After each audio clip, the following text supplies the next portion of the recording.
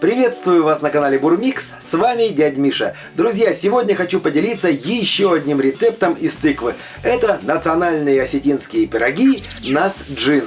Очень вкусные пироги с такой нежной начинкой, стоит обязательно попробовать, если вы его еще ни разу не готовили.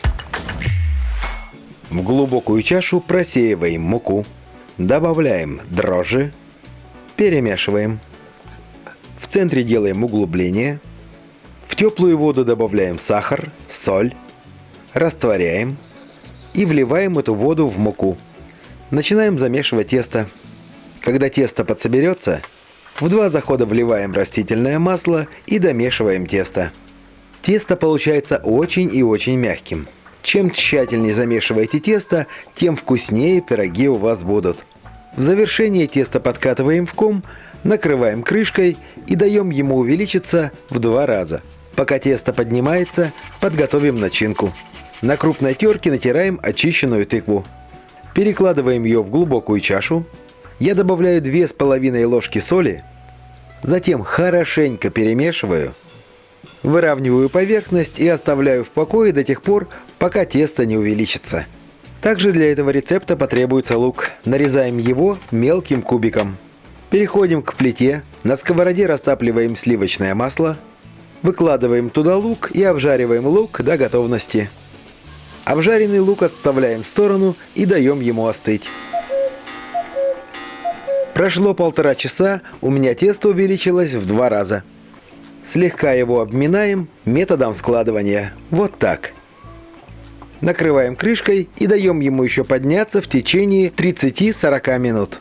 Тем временем тыква постояла и дала сок. Хорошенько ее отжимаем и добавляем тыкву к остывшему луку. Вот столько лишней воды с тыквы осталось. Теперь к тыкве с луком добавляем черный перец. Перемешиваем и пробуем на вкус.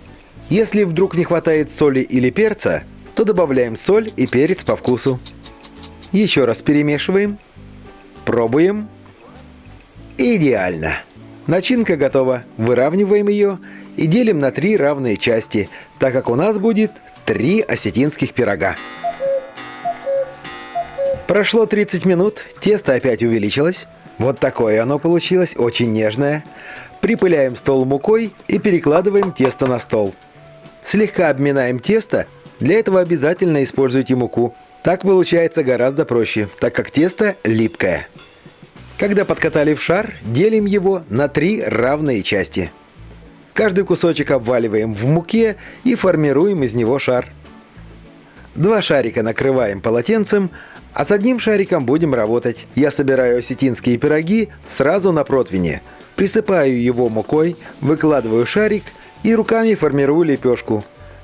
В центр лепешки выкладываем начинку. Напоминаю, начинки должно быть либо столько же, сколько и теста, либо больше. Лучше больше.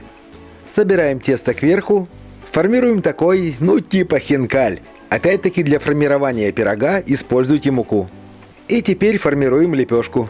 Не спешите, делайте это аккуратно. В центре обязательно нужно сделать дырочку, чтобы выходил пар. Подготовленный пирог отправляем в духовку, разогретую до 250 градусов, и выпекаем его в течение 10-15 минут. Все зависит от вашей духовки. У меня пирог выпекался ровно 15 минут. Достаем его из духовки. Вот так он должен подрумяниться. И теперь его хорошенько смазываем сливочным маслом. И убираем его с противня. Вот такие 3 замечательных пирога у меня получилось. Осталось только попробовать. Разрезаем его на 4 части.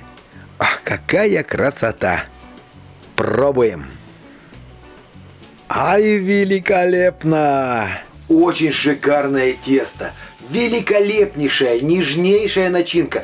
Она, знаете, похожа на очень нежное картофельное пюре с луком. Это очень вкусно. Ребята, приготовьте, радуйте своих родных и близких. Ну а я пока с вами прощаюсь. До новых вкусных рецептов. Пока.